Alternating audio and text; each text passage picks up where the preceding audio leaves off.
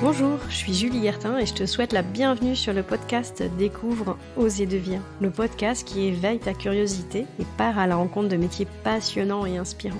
Il existe plus de 11 000 métiers, alors si on partait à la rencontre? Aujourd'hui, je reçois Hélène qui exerce le métier de nez parfumeur. Quel métier incroyable et si complet qui exige à la fois une précision chirurgicale, une maîtrise chimique de la molécule et en même temps une dimension artistique super forte. Celle de décomposer le monde, de l'interpréter et puis surtout d'apporter une émotion à l'autre. Moi j'y ai vu beaucoup de similitudes avec d'autres métiers que j'ai eu la chance d'interviewer. Là je pense à Chloé, chef d'orchestre, Xavier qui est sommelier, mais évidemment on pourrait aussi comparer son métier à un peintre, un cuisinier, un compositeur de musique. Alors on sait tous à quel point l'odeur est une des émotions les plus fortes. Et à l'ère du tout virtuel, où on pourra acheter des fausses baskets, une robe de luxe virtuelle et participer au gala le plus chic en restant assis sur son canapé en jogging, j'ai trouvé que c'était pas mal du tout de revenir au vrai, au concret et à la beauté de ce sens souvent malmené par nos vies citadines. C'est aussi un vecteur incroyable qui nous pousse à nous reconnecter à notre instinct, notre intuition, nos sensations corporelles. Vous savez, ce fameux instinct qui, lors d'une rencontre, nous fait dire « je sais pas, mais sans que je puisse me l'expliquer, voilà, cette personne, ça va pas le faire. » Le fameux « je le sens pas ». Bref, je vous invite à découvrir plus qu'un métier, pour moi, c'est une philosophie de vie. Hélène, un grand merci pour cet épisode super riche et cette bulle de douceur olfactive que tu nous as offert. Et surtout, toi qui nous écoutes, si l'épisode te plaît, n'oublie pas le commentaire sur ta plateforme de podcast. Je pense à Apple Podcasts, Spotify, YouTube pour ne citer que. Et puis bien sûr, je le réexpliquerai jamais assez, je n'ai pas les moyens de m'offrir de la publicité. Alors si le contenu te plaît, sache que la bonne manière de m'aider, c'est de le faire connaître parce que le bouche à oreille, c'est ce qui marche le mieux sur les podcasts. Alors parle de cet épisode, parle du podcast à tous ceux qui, comme toi, sont des curieux de la vie et adorent découvrir des gens différents et invite-les à venir constater avec nous que la diversité qui nous entoure, elle est réelle et surtout, elle est plutôt canon. Allez, je te souhaite une très bonne écoute, c'est parti. Bonjour Hélène. Bonjour Julie. Merci beaucoup d'avoir accepté mon invitation. Moi, je suis ravie de t'interviewer sur ton métier. Alors, de nez ou parfumeur, tu nous diras s'il y a une nuance entre les deux, si c'est le bon terme que j'emploie. Ce métier, tu l'exerces depuis plus de 20 ans.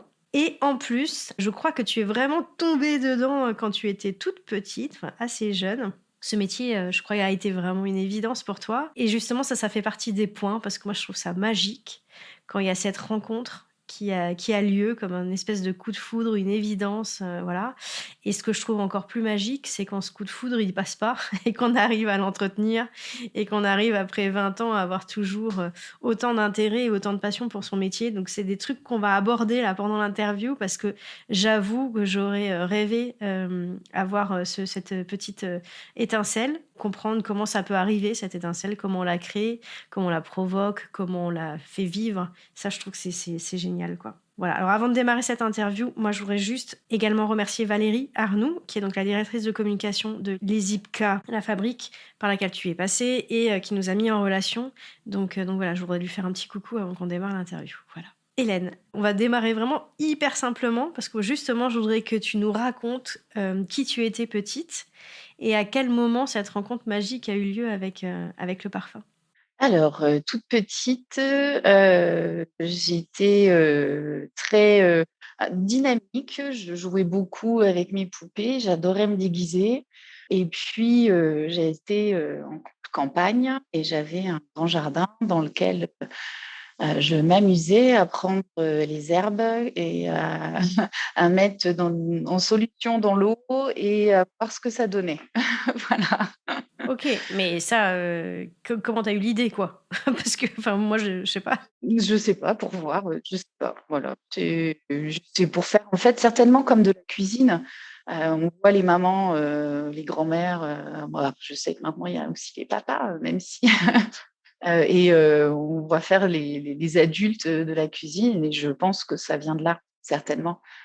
Essayer de prendre tout ce qui me tourait, tout ce que j'avais autour de moi et de le mettre dans l'eau pour faire de la cuisine et ça a démarré de là, à mon avis. Et puis, j'ai toujours aussi été, très, attirée par les odeurs, c'est-à-dire que je marchais avec mon nez. Donc dès que j'avais un plat qui arrivait, il fallait absolument que je mette mon nez dessus pour sentir, heu, ce que ça sentait, ce que j'allais manger.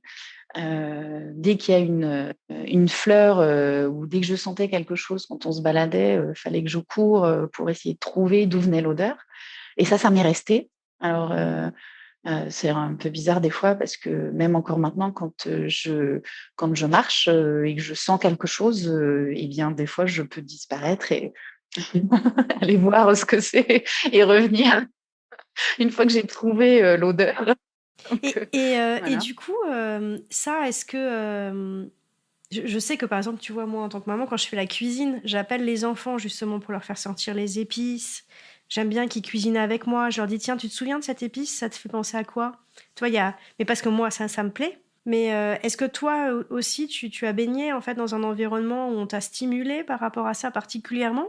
Ou vraiment c'est quelque chose qui t'est venu de manière très intuitive, J'ai pas le souvenir, d'avoir été stimulée particulièrement à ce niveau-là, OK. plus que ça, en fait. Et à l'inverse, à Heu quel moment tu as pris conscience que ça, tout ce que tu nous racontes, c'était quelque chose qui te différenciait des autres? Tu vois, que c'était une aptitude particulière? je suis pas certaine que j'en ai jamais pris conscience. J'ai eu la chance d'avoir une maman qui travaillait, chez les parfums Givenchy quand j'avais une dizaine d'années. Ça a certainement aidé, hein, aussi, à la vocation, à trouver en fait, le métier que je voulais exercer puisque je ne le connaissais pas et donc elle était là-bas, mais elle était, assistante, du DRH. Donc pas du tout, à utiliser son nez et cetera. Sauf qu'un jour, elle est arrivée, à la maison avec, plein d'échantillons puisque c'était, les échantillons test, enfin pour le panel test du lancement d'Isatis et quand elle m'a demandé si je voulais sentir, avec elle et je lui ai dit: «Bah, écoute, oui, oui, bien sûr, je veux bien sentir», et puis à la fin donc je me souviens, hein, il y avait, c'était des échantillons, des petits tubes, des petits sprays. Alors je sais pas si c'était des 7, des 8, des 10 ml, mais bon, c'était des tubes et ils avaient des lettres de l'alphabet et celui que j'aimais, c'était le G. Alors je ne sais pas si c'est celui-là qui a été choisi. Je crois pas, visiblement, puisque ça ressemble pas trop. D'accord. Tu te souviens de l'odeur de ce tube?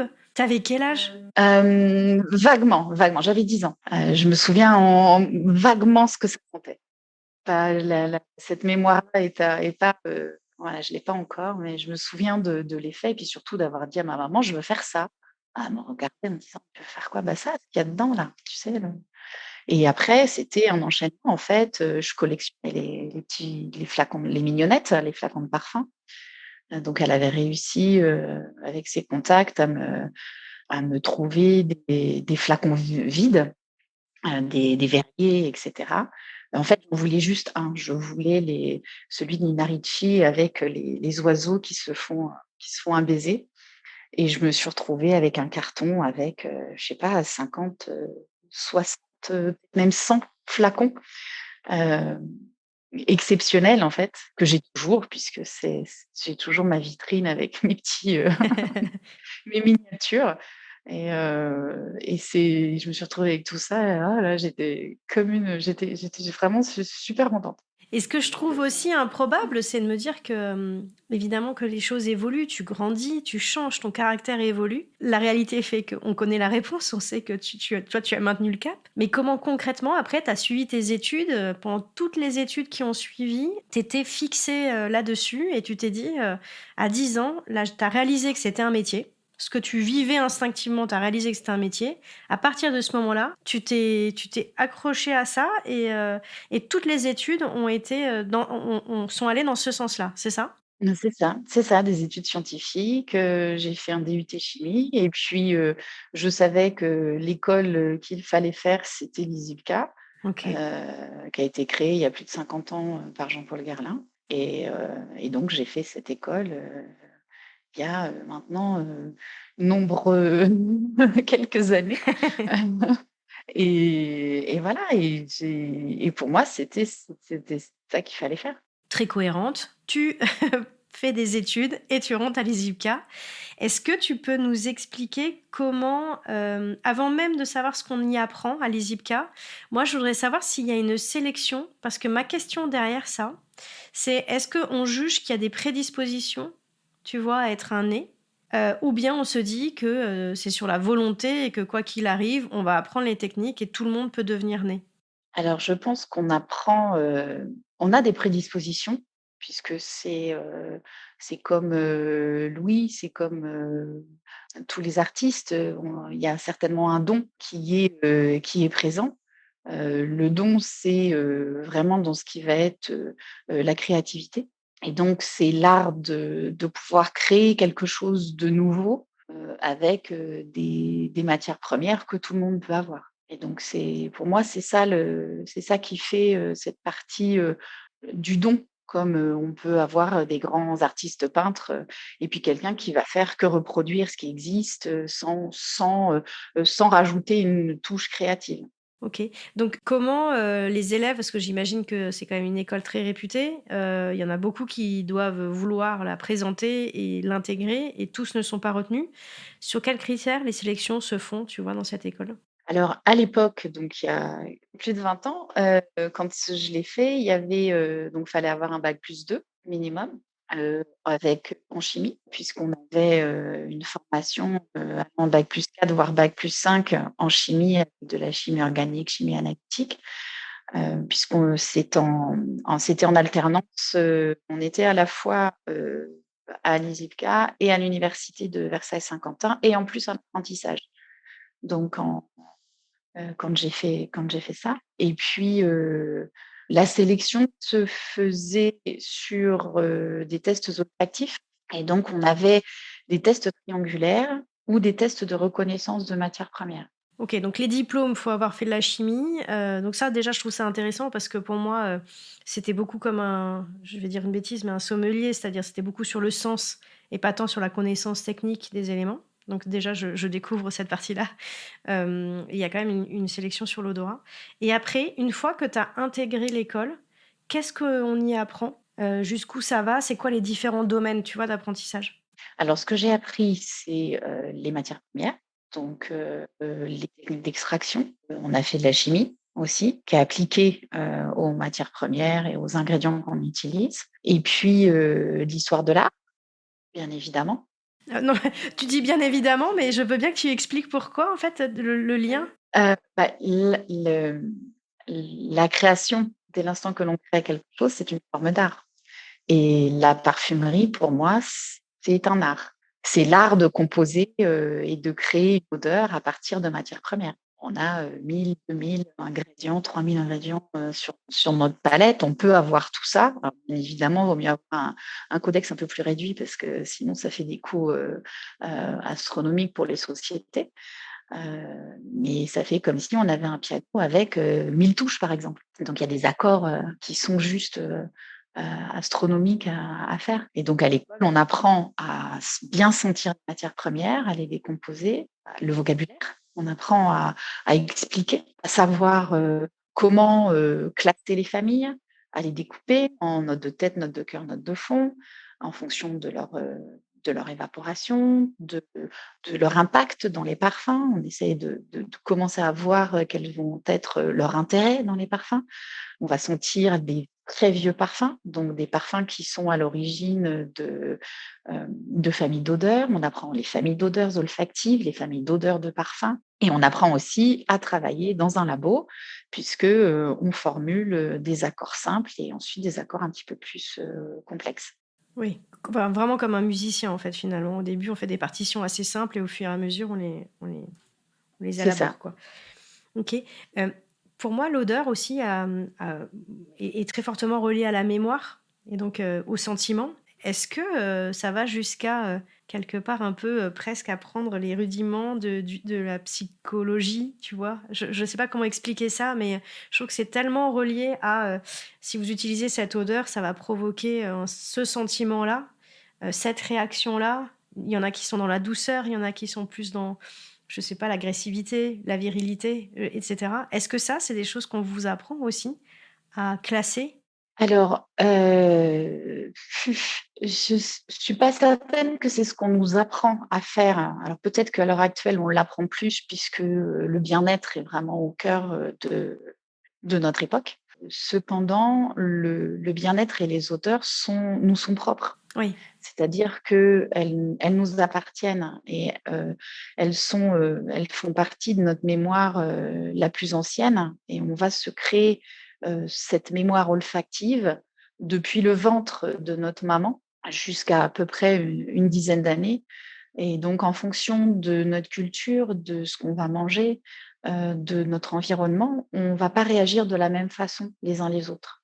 Quelqu'un qui va vivre au Japon, va avoir un comportement envers les odeurs complètement différent que quelqu'un qui vit en Europe et même en Europe, en Espagne, en Allemagne et en France, en Angleterre, on va pas du tout avoir le même comportement et on peut très bien avoir une réaction de répulsion envers une matière première et adorer une autre alors que le voisin d'à côté va dire: «Mais c'est pas possible, celle-ci, c'est repoussant», alors que, il adore, moi je l'adore par exemple.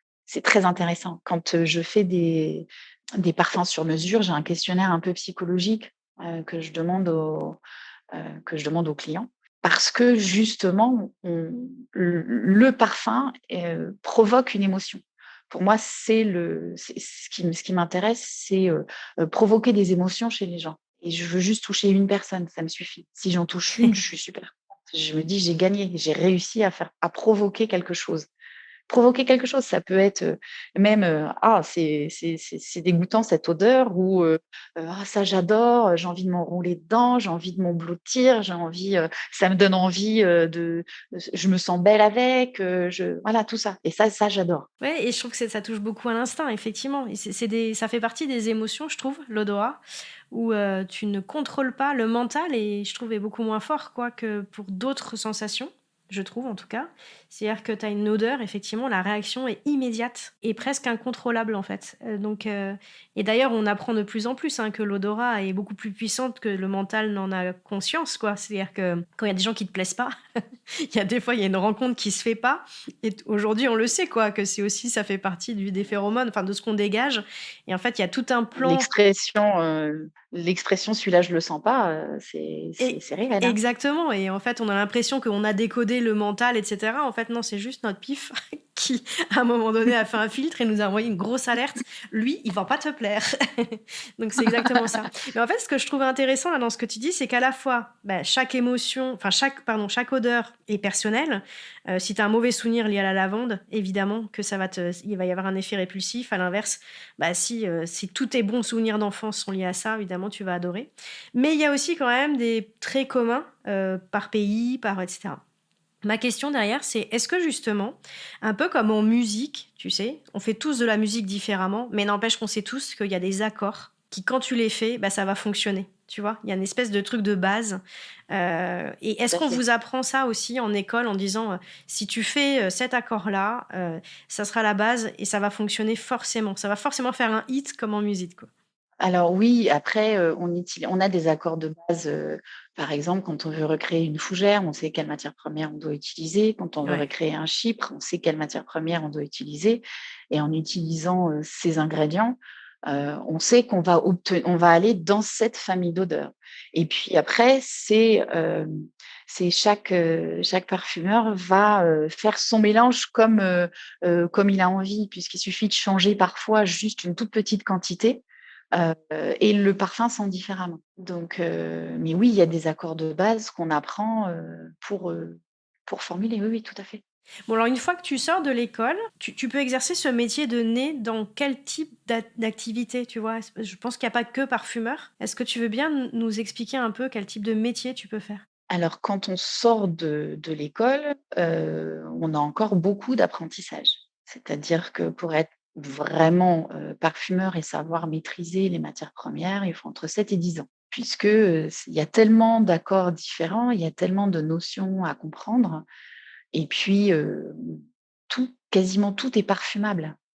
Donc, c'est-à-dire qu'on va parfumer aussi bien, alors bien sûr la voie royale, c'est de faire de l'eau de toilette, de la parfumerie fine et cetera.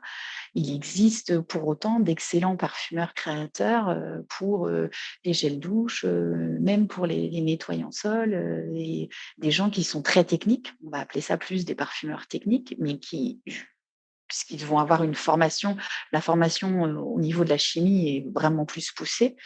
Hem Et ils vont quand même réussir à faire de grands parfums et de grandes odeurs. Et donc ça, c'est très c'est voilà, faut vraiment y penser, il faut pas l'oublier. Donc il y a on apprend à l'école à vraiment à sentir, et pas nécessairement tout le monde veut être parfumeur non plus. C'est-à-dire que, c'est vu qu'en 3 ans, on survole, on apprend les principales matières premières, on apprend les principaux parfums, mais il y en a tellement que c'est impossible de tout faire, dans cette durée. Hem, En plus, on est en alternance, donc ça fait vraiment beaucoup de choses à acquérir, en peu de temps finalement, et donc le l'apprentissage continue après. Et puis il y a, la possibilité de travailler dans les domaines de l'évaluation. On peut très bien aussi bifurquer, pour faire du marketing. On peut, se diriger vers les achats, vers le sourcing. On peut aussi, pourquoi pas, aller, travailler, avec, l'équipe qui fait, la distillation, toutes les extractions, avec le contrôle qualité, avec l'analyse C'est ça? C'est très en amont de la sur les préparation sur de la les matière? matières. D'accord, OK. Voilà. Il y a vraiment les possibilités sont vastes, en fait. Évaluateur, d'après ce que j'ai vu dans les vidéos, c'est donc il y a plusieurs fragrances qui sont préparées, donc c'est la personne qui va aider à la sélection, c'est ça? Du parfum? Oui, l'évaluateur est souvent, donc c'est l'intermédiaire entre, les commerciaux et les parfumeurs. C'est, quelqu'un qui connaît énormément son domaine et le marché dans lequel, il travaille. C'est souvent des femmes d'ailleurs, le métier se féminise de plus en plus. Moi, je voudrais revenir sur le métier. J'ai l'impression, enfin, et tu vas peut-être me dire que c'est pas vrai, que ce métier qui est presque autour de l'art, de l'artisanat, et cetera, est-ce qu'il a évolué, tu vois, dans ses techniques, sur les 50 dernières années? Ou est-ce qu'on reste finalement sur un métier qui est, qui reste assez similaire, en fait, qui évolue peu, mais sans que ce soit une critique? Alors il évolue oui, par la force des choses puisqu'on a une réglementation qui est très lourde, et donc on est obligé de retirer de notre codex, beaucoup d'ingrédients, qui sont, maintenant considérés comme dangereux pour l'être humain. Donc, voilà. Ce qui est une bonne chose et ce qui est aussi un petit peu une énorme contrainte puisque, à force d'utiliser les matières premières, je pense qu'il y a de plus en plus de gens qui se retrouvent à faire des allergies, et à cause de ça, on a maintenant une liste d'allergènes, par exemple, elle a presque triplé, enfin. Et récemment, il y a les très, très grosses maisons de création, qui, utilisent l'intelligence artificielle, et donc j'ai assisté à une conférence très, très intéressante, il y a quelques mois de ça. Ils rentrent dans la base de données tous les parfums du marché qui existent. Donc c'est une analyse, poussée sur les ingrédients qui les composent, et puis, en fonction, donc avec, bien évidemment, les descriptions olfactives, la tenue, la puissance, la stabilité. Donc il y a vraiment des critères très lourds qui sont rentrés, des informations qui sont rentrées dans dans l'IA, et en fonction du projet, j'ai aucune capacité, dans ma société à avoir, ce genre d'IA puisque les voilà, c'est très coûteux à mon Bien sûr. avis, pour avoir ça.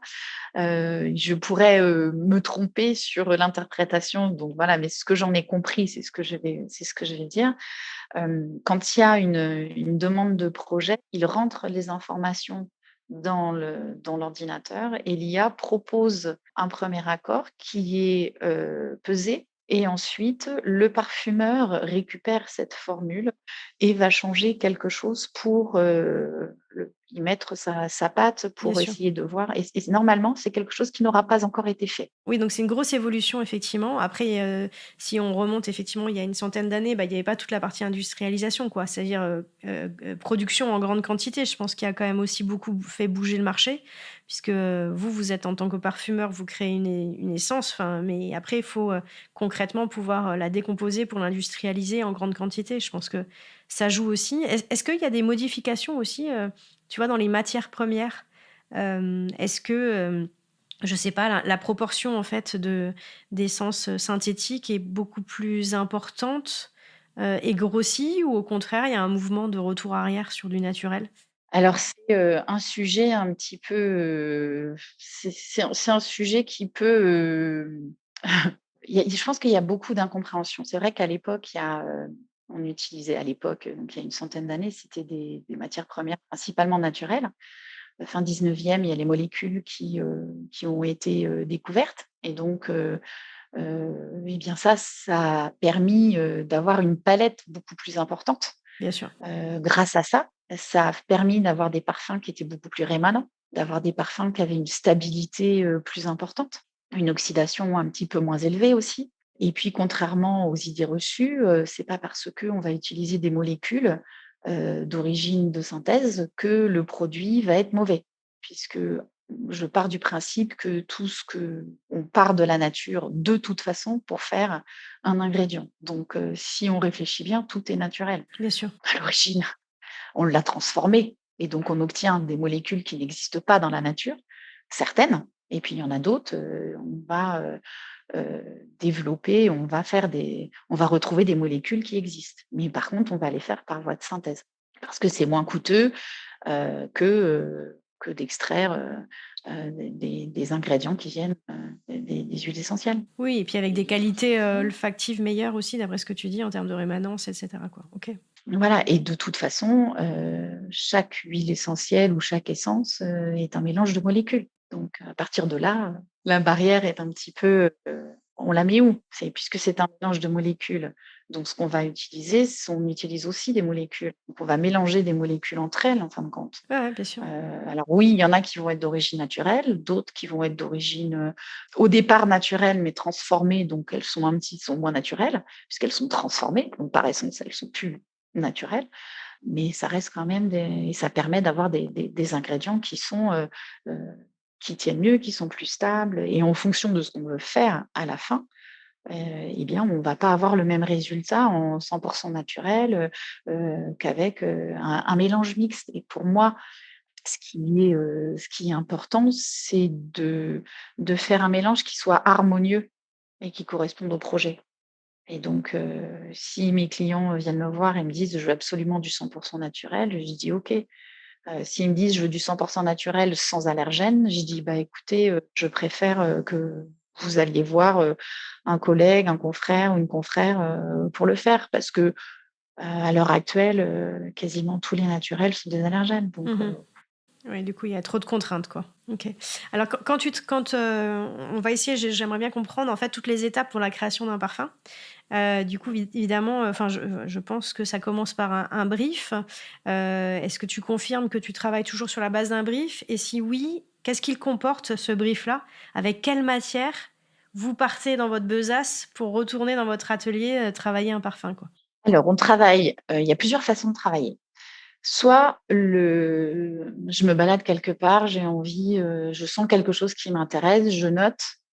Et je note soit dans ma tête, hein, dans un coin de ma tête en me disant, «Tiens, il y a ça, que je voudrais refaire», comme ce week-end, par exemple, j'ai fait de la marmelade d'orange et donc il y avait une odeur qui se dégageait que j'avais envie de refaire et donc j'ai fait la formule, et je me suis dit: «Tiens, faut que je refasse ça». Donc j'ai fait ça. C'est le petit exemple, annexe. Soit on part d'une idée qu'on a, et qu'on va refaire, soit il y a les clients arrivent avec un cahier des charges bien précis avec, l'utilisation, le dosage, une odeur olfactive, une ambiance qu'ils veulent recréer, un éventuellement aussi, maintenant, de plus en plus, une forme de bien-être, ou alors découvrir une odeur ou voilà, tout ça, ça fait partie du cahier des charges. Moi, ce que j'aime bien aussi avoir, c'est un mood board. Un mood board, surtout quand ce sont des projets qui sont, très créatifs.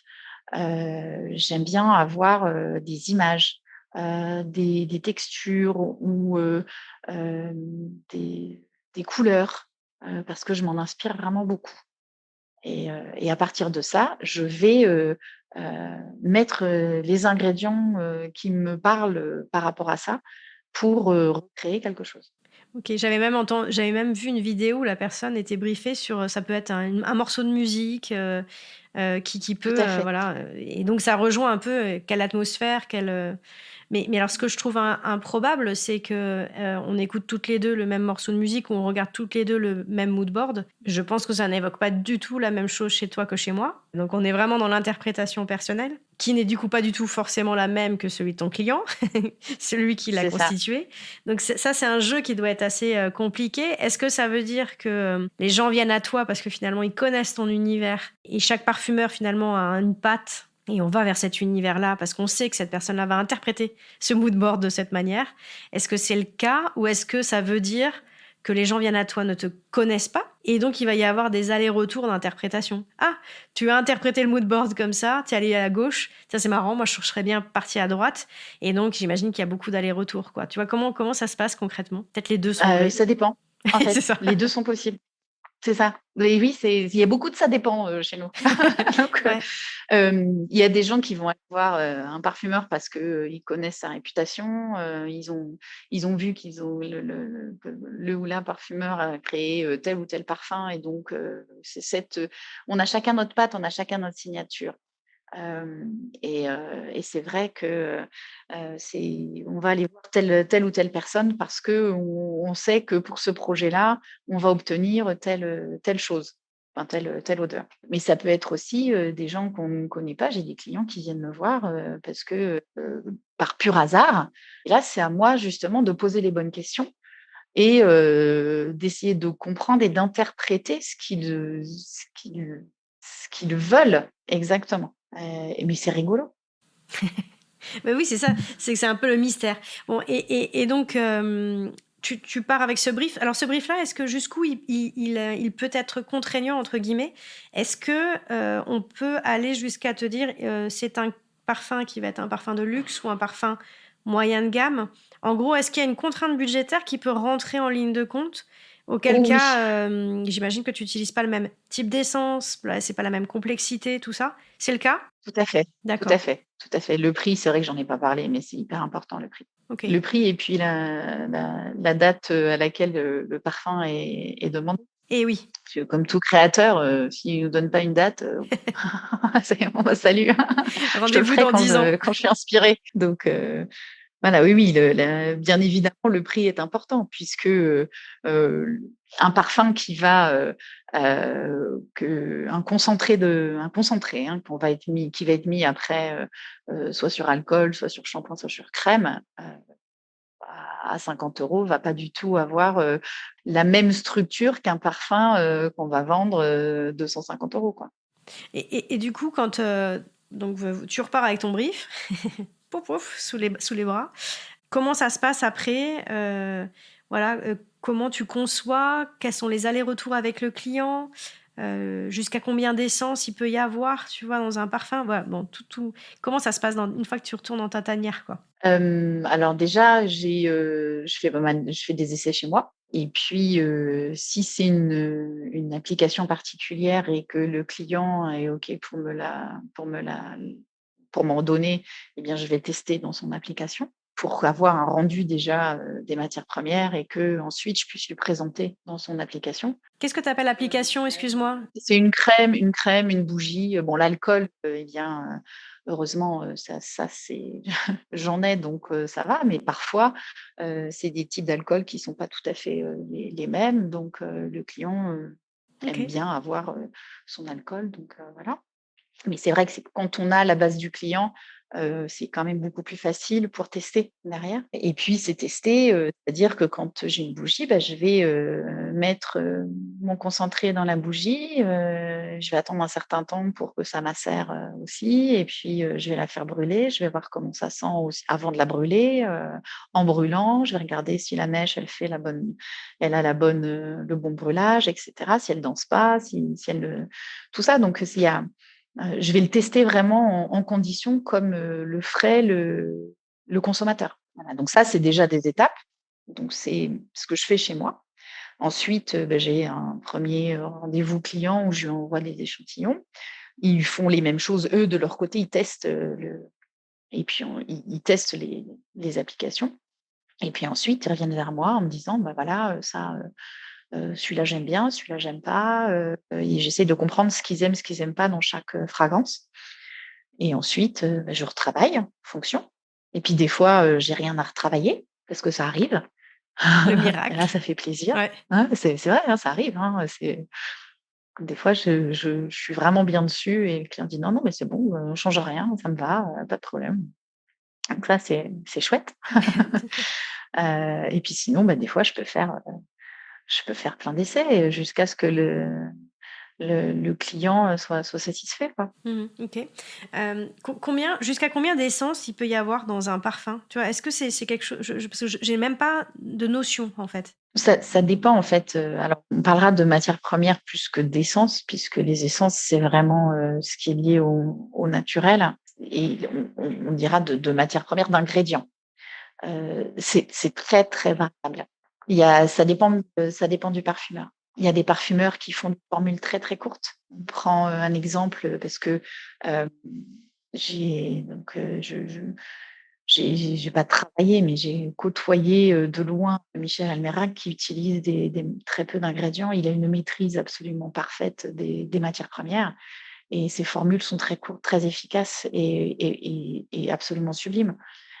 Et puis il y a d'autres, parfumeurs qui vont, rajouter, qui vont avoir des ingrédients, plein d'ingrédients, plein d'ingrédients. Pour que je me rende compte, c'est quoi? C'est une centaine d'ingrédients, tu Ah vois? bah, ça peut être 50, OK. 60, 70 ingrédients. Ouais, ouais, donc c'est énorme. Heu, Ouais.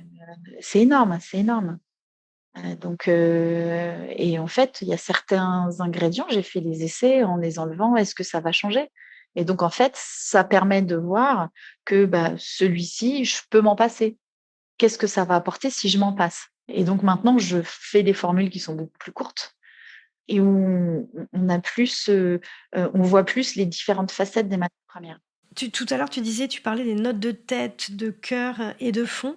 Tu veux bien nous expliquer justement? Parce que j'ai l'impression est-ce que ça, c'est quelque chose ces 3 notes sont forcément toujours présentes dans un parfum ou pas? Et à quoi elles correspondent? Bah, les notes de tête, c'est vraiment les notes, de départ et c'est celles qui sont, les plus volatiles donc on va les elles sont en général quand on va, tremper, une mouillette, hein. Les mouillettes, c'est des petits morceaux, des petites bandes de papier, qui vont nous servir à évaluer, Ouais. les parfums, et c'est, vraiment des matières premières ou des parfums qui vont pas rester Mmh, très longtemps, en fait, sur la mouillette, donc on va dire de 0 à 1 heure à peu près, hein. Après en cœur, donc c'est souvent, tout ce qui va être, des agrumes, vont vraiment être, des notes de tête, on va avoir, quelques notes vertes, on va avoir, on peut aussi, mettre quelques notes fruitées, des notes épicées. Mais après elles peuvent aussi, s'étirer jusque dans le cœur parce que certains, vont être beaucoup plus présents en cœur et en cœur, c'est, vraiment des ingrédients qui vont être de à peu près, on va dire 30 minutes, 1 heure à, 2-3 heures et donc dans ces notes de cœur, on va principalement retrouver les notes florales, on va retrouver des notes épicées, on peut commencer à trouver des notes boisées, mais vraiment des notes boisées heu, très simples, hein, et puis ensuite on a les notes de fond et les notes de fond, c'est vraiment celles qui vont rester le plus longtemps, c'est celles qui vont rester sur la peau. Et là, on va avoir les notes boisées, des notes ambrées, les notes sucrées, les notes musquées, les notes animales, les cuirs.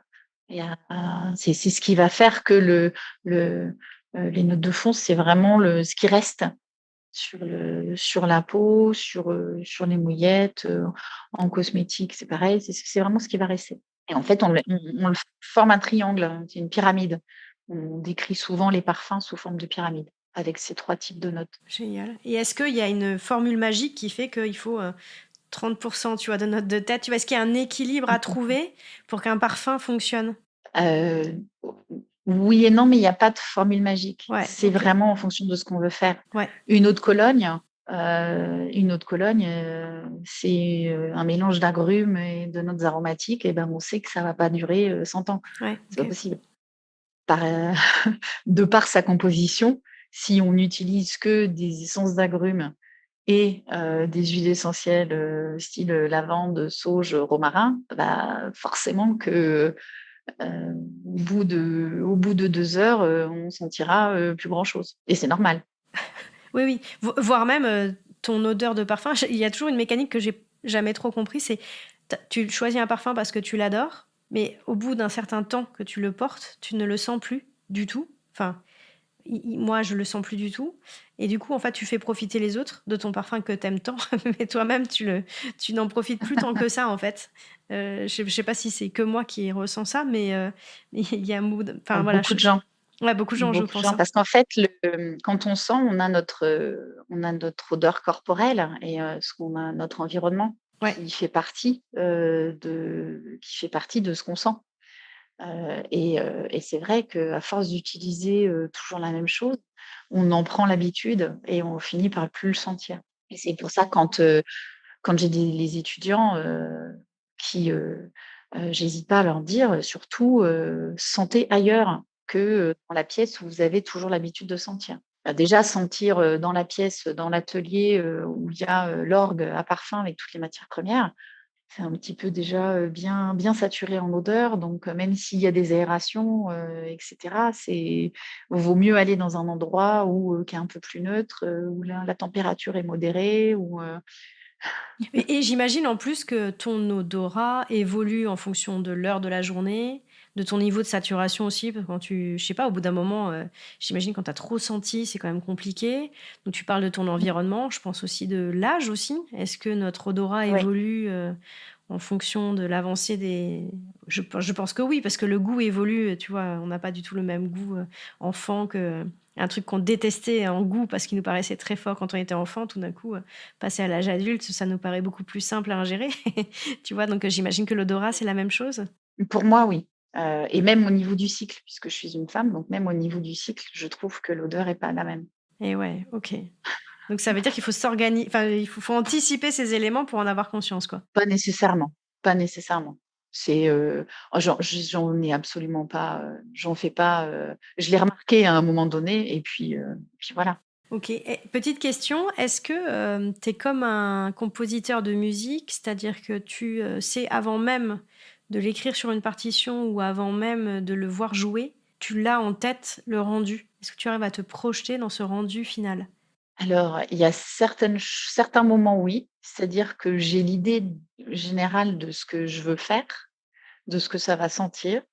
Et en utilisant les ingrédients, que je vais, coucher sur le papier, vont me donner cet effet. Et puis après, c'est à ce moment-là où je vais dire: «Bah, non finalement, là j'ai peut-être mis un peu trop de cet ingrédient, donc je vais diminuer, là cette facette-là, bah, j'aimerais bien plutôt la pousser, donc je vais augmenter cette matière-là.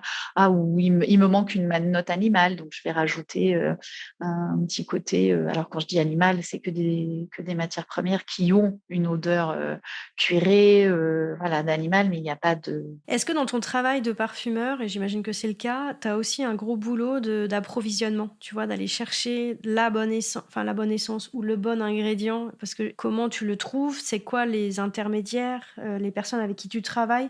Justement, je pense qu'il y a des fabricants d'ingrédients. J'emploie oui. sûrement pas les bons termes. Mais est-ce que ça, c'est une grosse partie du boulot quand même de nez? Alors, il y a au sein des entreprises, j'ai la chance d'avoir un partenaire, qui, fait tout ce qui est sourcing, et donc j'utilise tout son codex. et donc c'est plus eux qui vont faire, cette démarche de recherche d'ingrédients.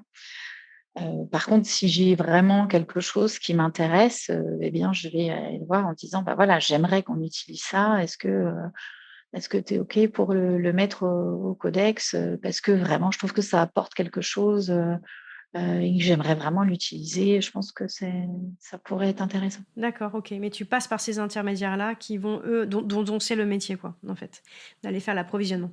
OK. Alors on a parlé des allers-retours, une fois que le client a choisi, si ça peut être la première fois, bingo, paf. Qu'est-ce qui se passe? Est-ce que ça veut dire que ton travail s'arrête là et tu vois pas forcément le reste? Est-ce qu'il y a des étapes supplémentaires dans ton métier? Est-ce que tu veux bien nous les expliquer si c'est le cas? Alors, une fois que le parfum il est choisi, sélectionné, et que, il correspond aux réglementations en vigueur, qu'il y a pas de déclinaison particulière à faire, dans d'autres, applications, mon travail s'arrête, en OK. théorie. Vu que je suis à mon compte, toute seule, ou presque, puisque bon, j'ai quand même la chance d'avoir du monde, d'avoir 2 jeunes filles avec moi en ce moment. Ça s'arrête pas là, pas réellement, mais le travail de parfumeur, de créatif, s'arrête à ce moment-là. OK. Et alors petite question, est-ce que vous je sais pas, vous signez pas, mais pas officiellement, enfin, tu vois, on n'a pas forcément le nom du parfumeur sur le nom du parfum. Mais à l'inverse, ça officieusement, est-ce que vous êtes en gros, ma question, c'est est-ce que vous êtes propriétaire, tu vois, de cette formule? Comment ça se passe concrètement? Est-ce que vous êtes le créatif, mais après l'œuvre ne vous appartient plus, tu vois? Tout dépend des sociétés, des contrats de travail qu'il y a avec les entreprises. OK. Heu, de toute façon, on peut pas enlever la formule du cerveau du parfumeur. Il y a les contrats pour moi, la propriété intellectuelle de la formule appartient à ma société. Mais j'insiste sur le fait que chaque création, validée et vendue, je la réserve au client pour laquelle je l'ai créée. Et oui, il y a une C'est-à-dire, je vais exclusivité pas la évidemment. revendre, Eh oui, il y a une exclusivité. ouais, Heu OK. mais il y a certaines entreprises où il y a pas cette exclusivité-là. Donc, mais moi, je tiens vraiment à dire que je garde cette exclusivité, c'est-à-dire que cette formule-là est réservée pour ce client-là. Bien sûr. On ne peut pas la retrouver, chez quelqu'un d'autre. Dans un autre parfum ou un autre shampoing ou autre chose, quoi. Voilà, exactement, Yes, OK, ça je exactement. trouve ça super intéressant. OK. Financièrement et je vais on je l'idée c'est pas de rentrer dans les chiffres, hein, mais c'est juste de comprendre comment vous êtes rémunérés. Vous vendez cette formule, en fait? Ou bien est-ce qu'il y a une notion, tu sais, comme un artiste, un photographe, il a tu sais, des commissions, en fait, sur l'exploitation. Plus une pub va être utilisée sur un grand média, un grand nombre de fois, en France ou à l'international, le photographe va pas toucher les mêmes honoraires. Tu vois, ça va être relatif à l'exploitation du produit. Est-ce que c'est des mécaniques comme ça aussi, en tant que parfumeur? Ou bien c'est, tu vends ta toile et si elle est exposée dans un musée ou dans un salon ou dans une cave, c'est pareil, tu vois? Tout dépend en fait de la société, de la structure et pareil des contrats qu'on fait. Moi, je demande un forfait création puisque OK. quand je me concentre sur un projet, eh bien, je travaille sur ce projet et je travaille vraiment là-dessus et c'est comme ça que je me rémunère une partie. Ensuite, une fois que ça passe en production, je me rémunère aussi sur la partie, du concentré. Donc à chaque fois qu'il y a un réassort, à chaque fois qu'il y a une commande, et bien forcément je récupère aussi, dessus. OK, donc c'était pas bête, hein. Enfin, ce parallèle avec le photographe, effectivement, existe, ce qui paraît logique, hein, parce que forcément, un parfum, OK. Alors, ton boulot repose sur ta capacité de bien sentir. Pour moi, je te vois un peu comme, alors soit un sommelier, qui va s'exercer toute sa vie à ressentir des nouvelles odeurs, voilà, soit même presque un sportif de haut niveau, qui va vachement s'entraîner. Est-ce que c'est le cas? Est-ce que, dans ton boulot, il y a forcément une part essentielle d'entraînement, comme un sportif? C'est le cas? Oui, Et ça se concrétise comment? Genre, tu te fais des séances? heu, je me fais des séances d'olfaction des matières premières, OK. j'ai eu le covid en décembre l'année dernière, avec anosmie agueusie pendant 10 jours. Donc j'ai un peu flippé quand même. Le cauchemar, mais oui. Eh bien, je réapprends à sentir les matières premières, donc bien évidemment, la mémoire est là. Et ce que j'adore, c'est que je trouve d'autres facettes aux matières premières. Donc, je trouve je trouve ça extra, en fait. Parce que je me dis, ah bah tiens, j'avais pas senti ça avant dans celle-là. Ah bah tiens, bah non, j'avais pas senti ça avant. Et donc, le, j'ai l'odeur des matières premières que je connais. C'est-à-dire que Ouais. je vais pouvoir me dire, ah bah ça, je sais que c'est, je sais pas, je vais dire, c'est du romarin, c'est du bois de cèdre de Virginie, ou alors ça, c'est du bois de cèdre Atlas, etc. Je vais pouvoir le dire. Et puis, je vais à l'intérieur, je vais dire, tiens, il y a cette facette-là que je n'avais pas remarquée. Et c'est intéressant. Et si je l'utilisais, cette facette, Ouais, pour en faire quelque chose. Et c'est en ça que c'est intéressant, puisque comme on vieillit aussi, exactement. hein, eh bien, l'odorat se transforme aussi en vieillissant. Et je trouve que c'est indispensable de sentir régulièrement les matières premières. Ouais.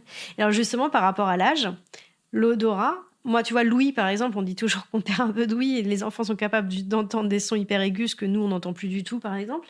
Est-ce qu'on peut parler d'enrichissement de ton odorat ou à un moment donné, il y a une perte de sensibilité, tu vois, évidemment à des âges plus avancés, mais est-ce que ma question derrière ça, c'est est-ce qu'on doit prendre sa retraite pas du tout à 64 ans, tu vois, ou c'est pas le débat? Ah, je connais des parfumeurs qui s'arrêteront jamais. Ok, J'ai voilà, dans mes connaissances, je connais un parfumeur qui a plus de 80 ans et qui continue à travailler. ouais, ouais, ok. Donc c'est juste que tu fais différemment parce que ton odorat a évolué. Et l'odorat a évolué, oui, exactement. Ouais, ouais. Mmh. Et alors, comme un sportif, est-ce que tu fais super gaffe à l'alimentation pour pas manger trop épicé? Je sais pas, tu vois, forbidden les fumeurs. Est-ce que ça implique une hygiène de vie super stricte? Je suis un être humain et donc je vis. Donc hier soir, j'ai bu du champagne, j'ai mangé du saucisson, du fromage, voilà, et je m'empêche pas de vivre, alors par contre, bon, je suis hypersensible, au niveau de la cigarette, donc ça, c'est vraiment un truc que je j'apprécie pas du tout. Cependant, il existe des parfumeurs qui fument. J'ai côtoyé des parfumeurs qui fumaient, et il y a notamment, Maurice Roussel qui me disait qu'il était un très, très gros fumeur avant, et qui, le jour où il avait, arrêté, de fumer, il a ressenti, en fait, toutes les matières premières. Il était obligé, en fait, puisque sur sa peau, il y avait l'odeur de cigarette, et donc il était obligé de ressentir les matières premières avec un environnement différent, puisqu'il y avait plus l'odeur de tabac, Ah, sur les oui, tous ces repères avaient autour de lui. changé, quoi. En gros, oui, puisqu'il y a une ligne de base, Ouais, ça paraît logique, tout simplement. ouais. La mémoire est là, la matière première est là, mais c'est juste que le niveau est passé, il y avait une espèce de filtre C'est dingue, de quoi. tabac dessus. Ok, ok.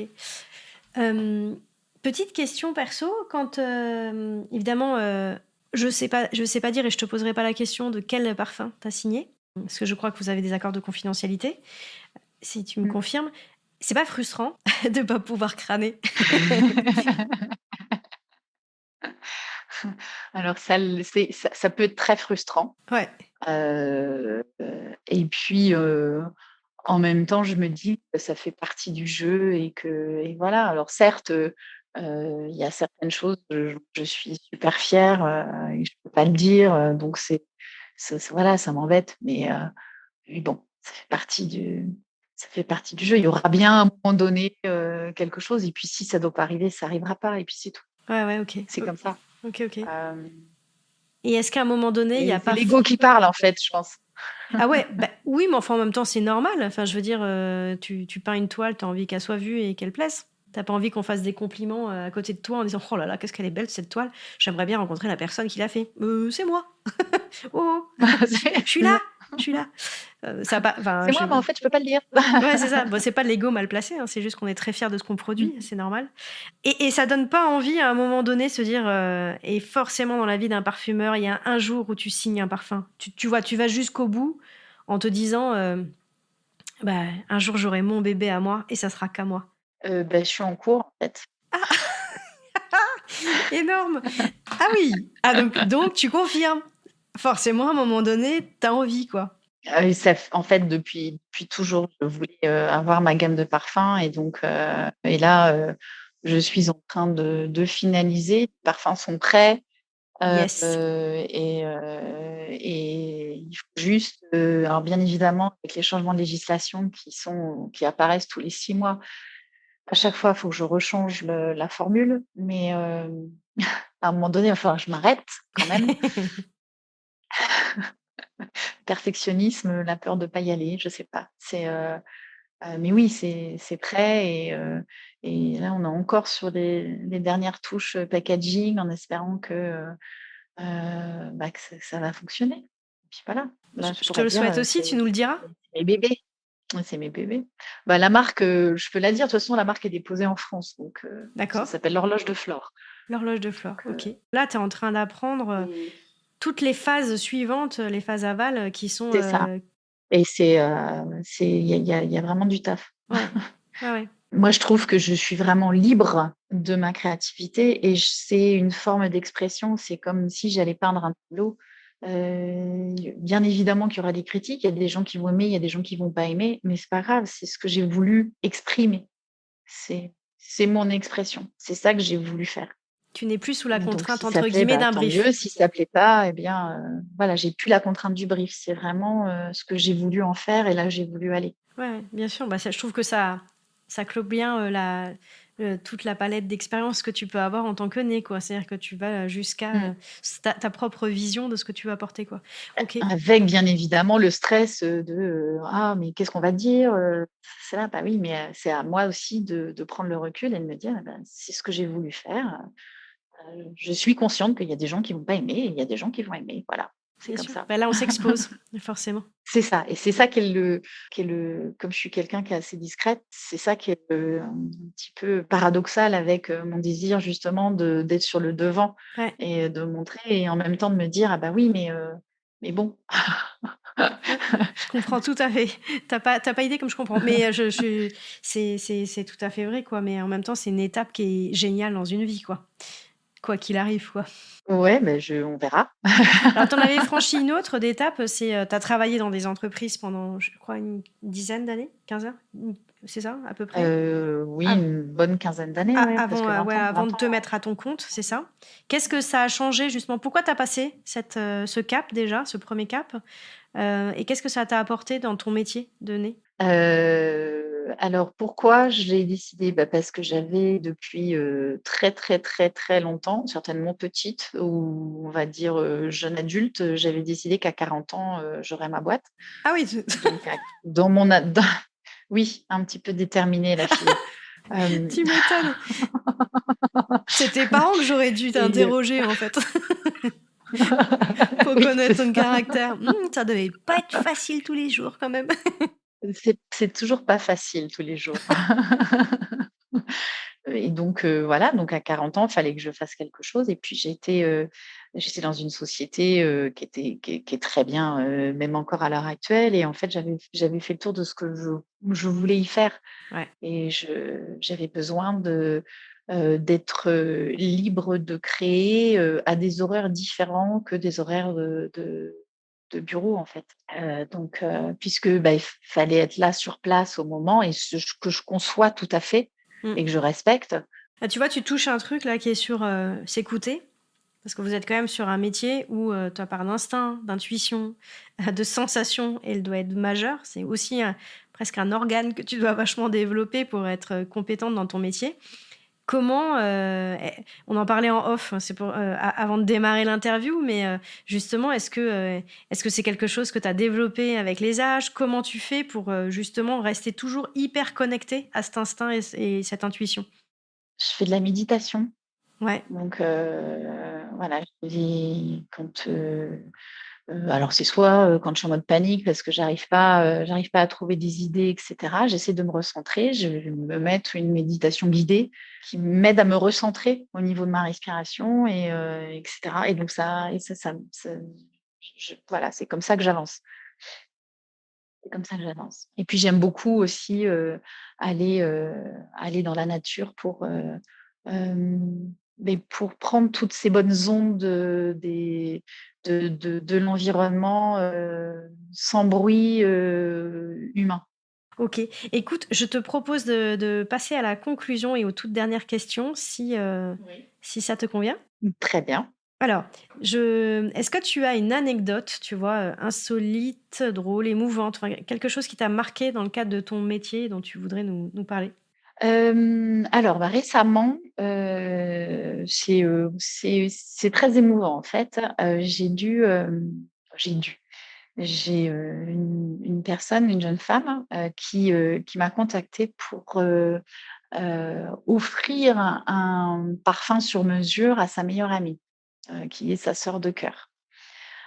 Si elle écoute, elle se reconnaîtra. Hem et donc j'ai trouvé ça vraiment très chouette. Donc je lui ai envoyé mon petit questionnaire, qui est assez poussé, et quand elle a vu les questions, elle m'a dit: «Oh là là, mais c'est très personnel, on rentre vraiment dans l'intime, et cetera». Je lui fais: «Oui, mais j'ai besoin de savoir un petit peu plus pour adapter en fait, ce que je vais pouvoir faire, puisque c'est pas pour vous, c'est pour elle. Donc j'ai besoin d'en savoir un peu plus sur votre relation, sur pourquoi vous voulez offrir ce présent, et cetera». Et donc, on a répondu au questionnaire, elle m'a envoyé des photos, des images, donc j'ai trouvé ça vraiment chouette. Elle a joué le jeu et c'était un exercice assez difficile visiblement pour elle, et elle a joué le jeu, et je l'en remercie parce que ça a apporté quelque chose vraiment au projet. Et donc j'ai commencé à travailler, et puis, le fin d'année dernière, elles sont venues, ici toutes les 2, et bah, pour me rencontrer déjà. Donc j'étais super contente, de les voir ensemble, puisqu'on avait décidé à un moment donné que, il faudrait tenir au courant son amie, parce que comme c'est un parfum pour elle, il fallait vraiment qu'elle se l'approprie, et elle ne voulait pas prendre le risque qu'elle soit déçue. Donc elle a préféré lui dire, franchement, c'était ce qu'elle lui avait offert, et voilà. Et elles sont venues ici, et puis, dans la discussion, donc on sentait, c'est un parfum autour du patchouli, une note, de cire en caustique. Alors c'est un petit peu, c'est un parfum de peau, hein, donc faut vraiment se mettre dans l'idée, ça.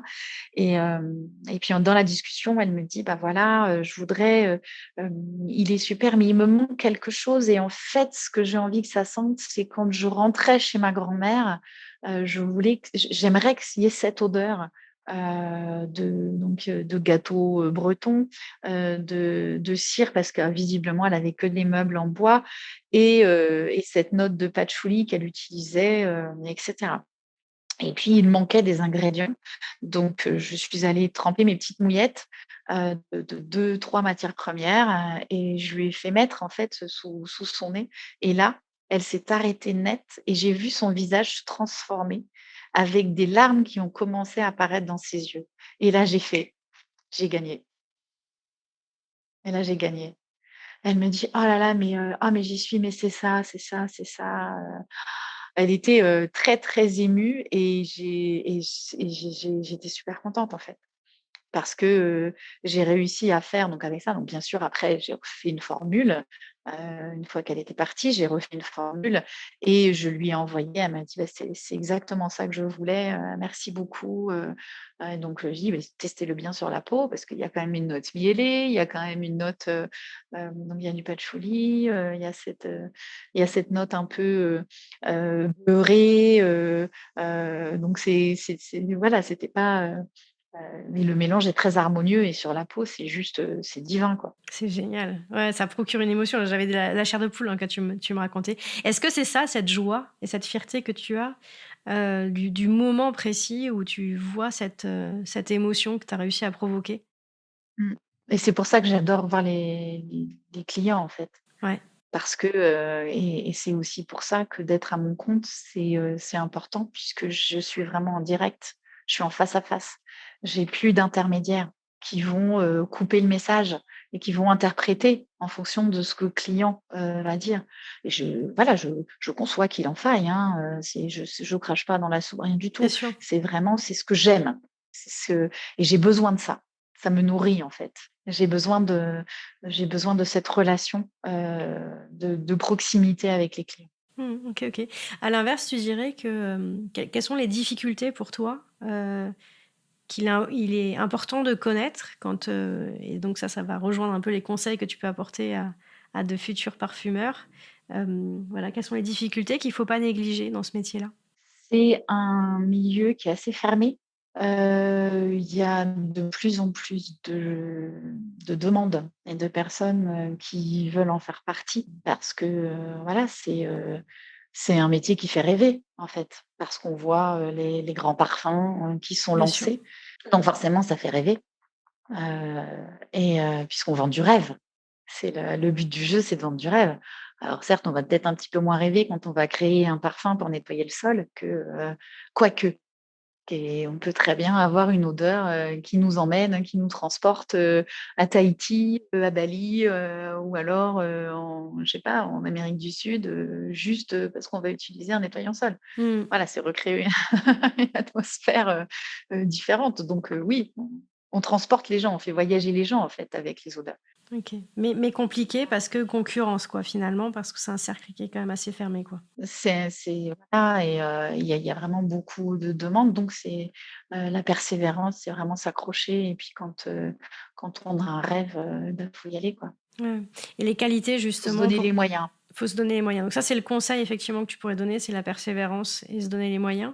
Est-ce que, pour toi, il y a aussi des qualités qui sont, hyper importantes à développer, pour être un bon parfumeur? Ah, je pense, persévérance, curiosité, créativité, humilité aussi, parce Ouais, que, eh bien, il peut y avoir beaucoup de c'est très difficile de présenter un parfum et de se le faire rejeter. ouais, C'est très, très difficile. De se dire: «J'y ai mis toute mon âme, tout mon cœur, ça fait des mois que je travaille dessus, et à la fin, bah non, c'est pas le vôtre qu'on va prendre». Heu, ouais. c'est dur, c'est très dur, c'est très, très dur. Et puis on y met Donc tellement de oui, soi que c'est toi qu'on juge, quoi. Mmh. c'est à mon sens la partie la plus difficile à accepter, quand, c'est le refus, du parfum. Mmh mh. OK. Alors souvent, je pose la question, comment, quels conseils tu pourrais, donner aux personnes qui cherchent à se reconvertir, par exemple, ou qui sont en quête d'orientation? Bon, toi, ça t'est tombé dessus comme ça, donc tu vas pas pouvoir nous dire, «Bah oui, quand j'ai voulu me reconvertir, j'ai vécu ça, voilà le bon conseil». Néanmoins, toi, tu as eu cette chance, mais c'est souvent les chances, on les provoque, de découvrir cette vocation assez tôt et puis de la maintenir aussi, en vie Mmh. longtemps. Est-ce que par rapport à ça, tu te dis, tu aurais un conseil à donner, aux personnes tu vois, soit des étudiants, soit des gens de notre âge qui veulent se reconvertir? Alors, il y a, heureusement, dans la parfumerie, il y a plein de parfumeurs qui ont pas un un parcours, chimique, Mmh. enfin de chimie. Donc ça permet de se donner espoir quand même en se disant: «Tiens, si j'ai une certaine sensibilité olfactive, si je travaille là-dessus, il y a suffisamment, d'écoles, pour m'apprendre, à mélanger, et à mon sens, c'est mieux de se faire guider que de le faire tout seul dans son coin, parce qu'on utilise que ce soit des molécules naturelles ou synthétiques, ça reste des produits chimiques, hein, donc il y a quand même un certain danger à faire ça dans sa cuisine tout seul. Vaut mieux être conscient des matières qu'on utilise, et donc commencer peut-être il y a plein d'organismes de formation, au moins pour apprendre les bases s'il y a besoin d'une reconversion, et savoir si c'est vraiment ça qui va nous plaire. Et puis commencer à se faire la main, comme ça. Si c'est vraiment ça qui plaît, pourquoi pas? Heu, c'est voilà. Il y a Ça demande, quand même beaucoup de rigueur, et de précision, puisque c'est quand même, quelque chose on parfois on va changer juste une toute petite quantité et ça va vraiment faire la différence. Donc Heu et puis être rigoureux, parce que, pour moi bien sûr, c'est à la fois être rigoureux et avoir une partie de folie. Parce que la rigueur, c'est oui, je vais faire ma formule, il va falloir qu'elle tombe sur 1000 parce que c'est plus facile, je vais mettre des quantités, etc. Et la folie de me dire, ah, tiens, je vais utiliser cette matière-là en overdose parce que c'est ça que c'est ça que je veux recréer. Ça, c'est la partie. Mais Ou je bien vais évidemment, associer avoir le deux cadre matières que personne n'a jamais associées, parce que qu'on a toujours dit personne qu'elles n'a s'opposaient, associé. quoi. Yes. Voilà, c'est Ok, ça. ok. Bon, merci pour tous ces conseils. Si on veut te contacter ou te suivre, comment on fait? Alors, j'ai mon site internet, c'est www.hfperfumes.fr. Donc, voilà, j'ai sur Instagram, Ok. sur Facebook, il y a tout ce qu'il faut. J'ai une jeune femme qui travaille avec moi, qui est responsable marketing et communication, qui s'éclate à faire des publications.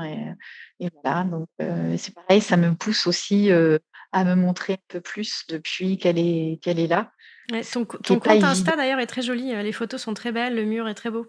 Merci, Ouais. merci. Bah, c'est Elisa qui fait ça. Bah, tu pourras lui dire parce qu'effectivement, je le trouve très harmonieux et très inspirant, quoi. Donc, ouais. Ok, Merci. ok. Écoute, merci pour tout, Hélène. Dernière mission, c'est que je vais te demander de me lancer le défi de partir à la Oui. découverte d'un autre métier. Est-ce que tu as pu y réfléchir? Alors, j'y ai réfléchi. J'en ai, voilà, il y en a 4 que j'ai notés. Et je ne sais pas si je vais dire le bon mot correctement. Ok. Donc, je te dis les 4 et puis tu me dis ce qui t'inspire le plus, Ah bah, peut-être, ou ou ce les que tu 4, hein. trouves le Je plus. pourrais prendre les 4, hein, tu sais, c'est pas grave. Voilà. Donc, j'ai pensé à un agriculteur dans les plantes à parfum parce que ça fait partie de mon domaine. Ouais, clair. Et à l'heure actuelle, il y a quand même beaucoup de femmes qui font ce métier qui est difficile puisque ça reste un métier d'agriculteur. Donc, voilà. Un coach en écriture, Ok, voilà. pas mal du tout, j'en connais. Ok. Moi aussi, j'ai quelqu'un qui m'accompagne sur quelque chose. Donc, Sur voilà, quelque chose. voilà, c'est pour ça que j'y pensais. Et comme c'est quelqu'un qui est très gentil, voilà, ça m'a fait penser à lui. Yes, très bien. Un designer graphiste, Ouais, pareil, ok. parce que ça peut être. Alors, bien évidemment, c'est parce que dans mon domaine, j'en côtoie. Et puis, un autre, c'est un thanatopracteur. Ah oui, alors attends, ça Rien à voir. on m'en a déjà Je crois que ça parlé. s'écrit comme ça. Oui, c'est ça, Thanato. thanatopracte. Et je sais même pas ce que c'est. Mais je connais le nom, mais je sais pas ce que c'est. Tu sais C'est me les dire? gens qui préparent, C'est ça. finir sur cette touche-là, qui préparent au dernier voyage, Ouais, c'est ça, c'est ceux qui embaument les corps. qui les préparent. Ok. Ouais, mais super comme métier. Et en plus, c'est un Je trouve métier. ça Je veux. tellement peu commun Ouais. que j'en discutais avec mes copines hier soir, qui sont parfumeurs. Hein. Et c'est vrai, je disais, il faut que je trouve des idées. Donc, j'avais les 3 là. Et puis là, on a dit, mais ouais, mais moi, je me suis toujours intéressée à ça. Ça peut être un challenge. Mais je suis entièrement Ah, par contre, d'accord. je ne peux En pas donner plus, de nom. tous les métiers qui vont être autour des pompes funèbres, c'est quand même des métiers assez particuliers. Enfin, je me dis, ça a de telles implications sur toi. Enfin, tu peux pas aller au boulot comme nous on va en tant que cadre, tu vois. C'est pas possible. C'est trop impliquant. Tu vis des émotions qui sont trop fortes. Du coup, je trouve que ces gens-là, ils ont forcément un regard sur la vie qui est hyper enrichissant. Donc top. Comme un médecin légiste, hein, c'est Bah, pareil. Hein, j'ai interrogé un médecin légiste. C'était une interview super riche parce que oui, comment veux-tu reprendre le métro le soir tranquillou alors que t'as vu quelqu'un sur ta table c'est ça. qui est mort dans un métro, tu vois. Donc, enfin, c'est une telle implication, c'est vachement. C'était un super interview d'ailleurs avec Terra. Ok, et ben génial, je prends les 4. Voilà. Je dis pas que je vais les faire la semaine prochaine, mais je les prends et je les ai bien en tête, donc avec grand plaisir. Ok, merci pour tout, Hélène. Ouais, je t'en prie, avec plaisir. C'était vraiment super. C'était un super grand plaisir de t'avoir, et donc je te dis à très Merci vite. à toi. Merci pour tes questions. C'était voilà, j'ai fait ça, j'ai essayé de faire ça avec le cœur, donc j'espère que ça se sera ressenti. C'est sûr et certain. C'est sûr et certain. Bon, à très vite, Hélène. À très vite, Julie. Merci encore. Au revoir. J'espère sincèrement que cet épisode t'aura autant passionné que moi. Alors pour rentrer en contact et découvrir les réalisations de Hélène, rendez-vous soit sur son compte Instagram hfperfumes, merci l'accent, .sarl, ou alors sur son site hfperfumes.fr. Si tu veux donner un petit coup de pouce au podcast et donner de la visibilité à ce super métier, n'oublie pas le commentaire sur Apple Podcast. Et puis surtout, s'il te plaît, fais du bruit. Parle-en à ton entourage. Poste sur les réseaux sociaux cet épisode. Si t'as une tante, un voisin, un ami journaliste, s'il te plaît, touche-lui 2 mots au sujet du podcast. Une couverture sur un média, il n'y a rien de mieux. S'il te plaît, aide-nous à faire voyager le podcast. Je te dis à dans 15 jours pour la découverte d'un nouveau métier qui va être plutôt canon aussi. Et d'ici là, je te souhaite une très belle semaine à toi. À bientôt, ciao!